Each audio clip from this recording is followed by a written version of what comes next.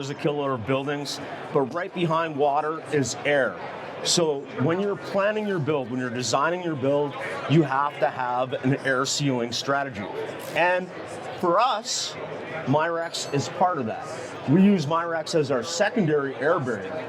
But it's an important question. Are you using Majrex for air or using Majrex for vapor?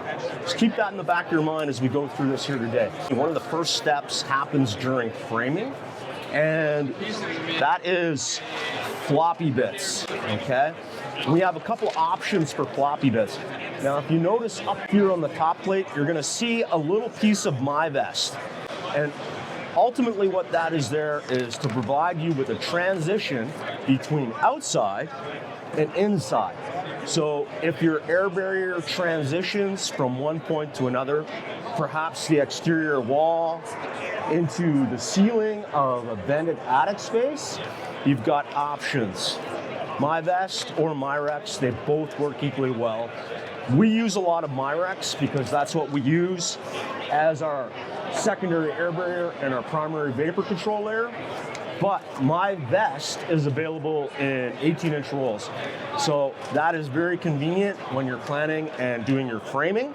Once we transition out of framing, we've got our framing complete. We've done all of our rough-ins and insulations. We start putting our Majrex up on the walls, up on the ceilings. We try to install it with one of two methods, either minimal staples. So actually we will even go with less staples in here. We'll hide one staple behind the joint. We'll have another staple down low. And exactly how you see it here, we'll have it taped to the floor. We tape our joints.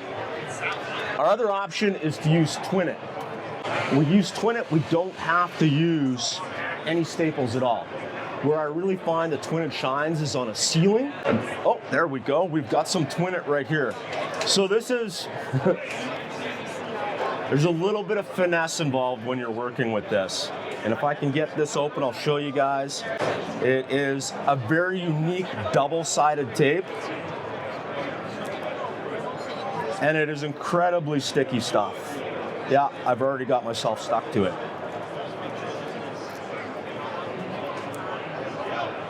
As with most high-performance tapes, try to release the tape from the paper, but sticky both sides.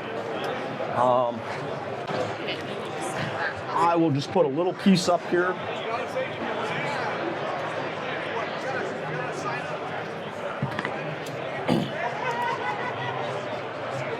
I should have a squeegee for this, I do not. We're gonna improve that here in a second. But as you can see, now this is ready for the Majrex to go up on.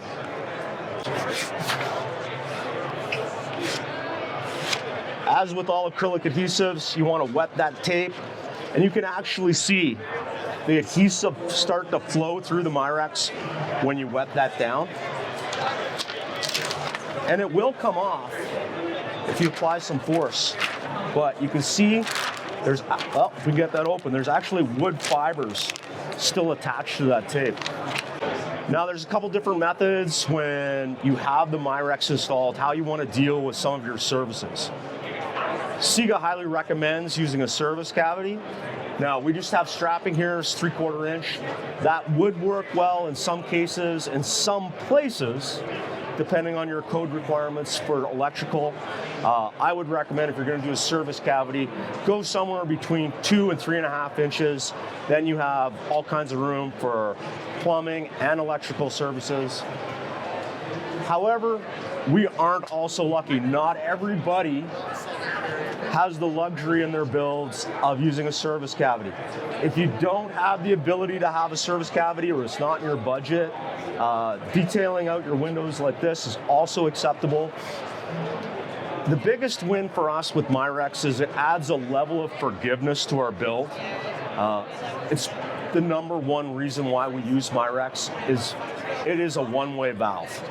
So if our wall assembly for whatever reason gets wet, somehow water gets into this cavity, when the conditions are right, Majrex will open and it will allow drying to the interior. And when you think about it, if you live and build in a heating climate, this is extremely important. We don't want to use 6 mil poly if we can avoid it. The number one reason that people started using 6 mil poly was we'd turn the heat on and the vapor would want to drive into the wall. The problem is, in recent history, the last 20 some years, air conditioning has become very prevalent, even in cold climates. So in the cusp seasons or in the summertime, we turn the air conditioning on and now the vapor drive is in the actual opposite direction. We don't want to have poly become a condensating surface here. Majrex changes that. It still allows drying to the interior. As long as it's drier in here than it is in the wall, we're going to get that drying potential that we're looking for. Much the same as exterior penetrations. Exterior, we're worried about keeping water out.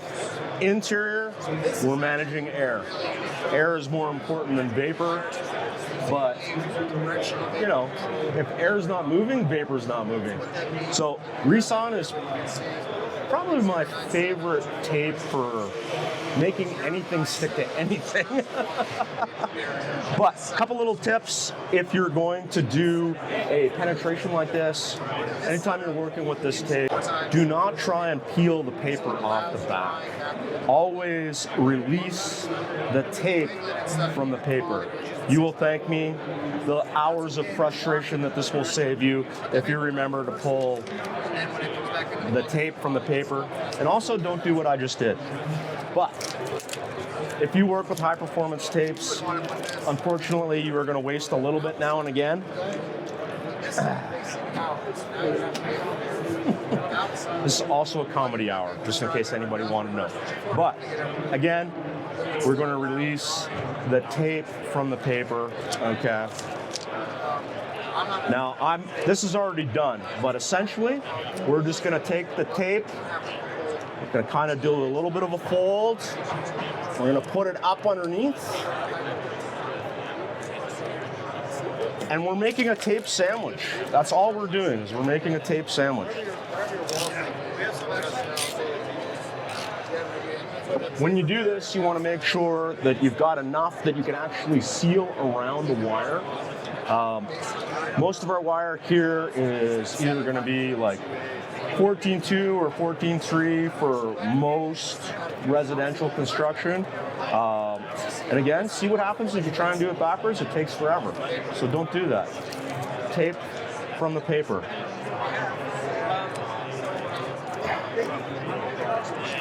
Now, you can squish that with your hands and you're going to get kind of a seal. You want to come back, make sure you apply pressure with something besides your hands, and then I like to really work, like use the edge of your thumbs just to make sure that is completely sealed around the wire. I've seen amazing tape jobs, but where they didn't actually mush the tape together and get that seal around the wire. You want to make sure that that is completely airtight. This is an extremely cost-effective, adaptable way to seal around most penetrations. But if you got a slight increase in budget or you're looking to save a lot of labor, grommets are the way to go. Grommets are extremely fast. Now this one is oversized, but quite literally a little bit of talc powder and this will slip on anything. And I'm not going to peel the back off, but I do know for a fact that with a little bit of practice, you can install one of these in literally about 3 seconds. It's actually faster than that. It's like, boom, and you're done. Not quite, because you still have to go back and squeegee it, but they are extremely fast. They come in multiple different sizes. So anything from a simple electrical wire right up to a line set, super easy. So here we are. This is actually a pretty good sample of what you might run into. So you're gonna have, some little single wires Maybe something like, oh, I don't know, a hose bib that comes in, so you're a plumbing penetration from outside to inside, and then everything line set on down through, you know, a vent stack penetration or HVAC penetration. So it's actually a pretty good sample of what you might see in an average single-family home. These have been out for a little while. I first saw these a few years ago in Switzerland, and now they're readily available in North America.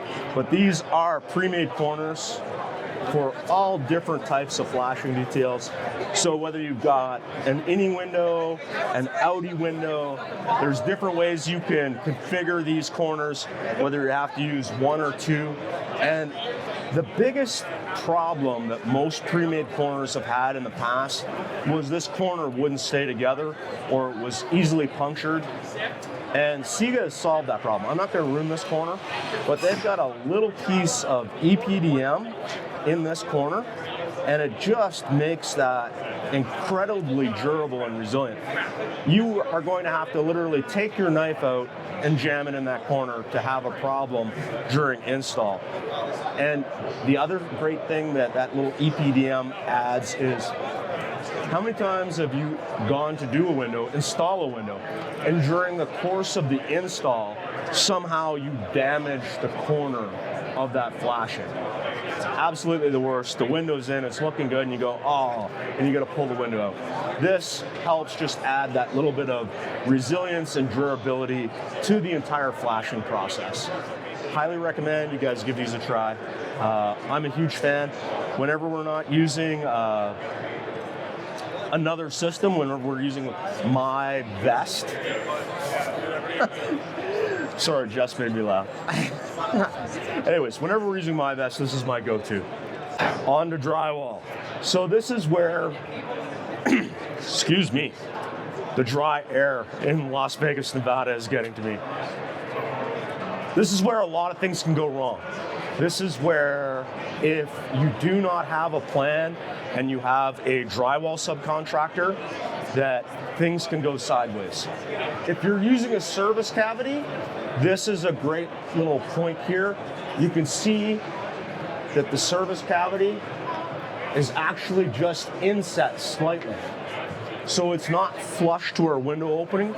And the reason for that is when we put the drywall on, is if you're installing drywall yourself and you're using a cutout tool, you're probably going to take the time. You're going to make sure the depth is set correctly. Not all subcontractors do that. And in fact, many professional board hangers don't even have a depth set. So if it's proud, I'll let you guys get in here and see this. If the bit goes by, it's not going to damage your membrane. It's not going to damage the tape. Another great little tip, and I'm going to put the drywall on here in a second, is you can also put strips of plywood. I don't have any here today, but imagine you get some thin plywood and we just buck out the opening to protect it. It's going to take a second here. I'm going to throw some drywall on and we'll go over a couple little things we can do differently in different applications here. So we're just going to cover the service cavity here. And again, having that pilot bit, having that depth set correctly, and having your service cavity overhanging the opening, that's where this is key.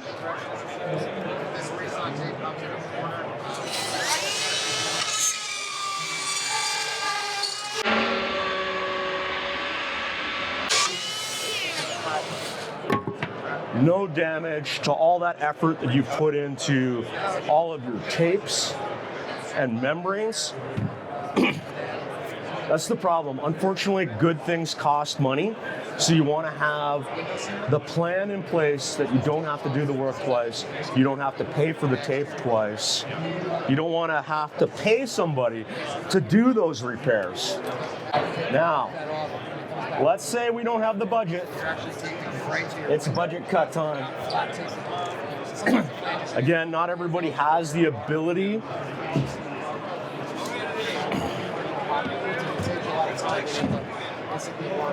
or the budget to have a service cavity, I still highly recommend it. And I also will admit, more often than not, this is where a budget cut happens for us. The service cavity goes. Ideally, we would have had plywood around here to protect the tape and take care of all these problems. We don't have plywood here today, so I should have a chunk of metal. I'm gonna be honest, I forgot to bend myself a little piece of metal. And rumor has it I know how to do that.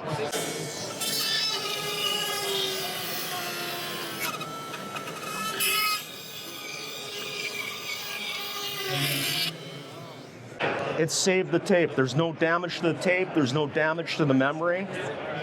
All about saving the tape, saving the hard work that you've already done.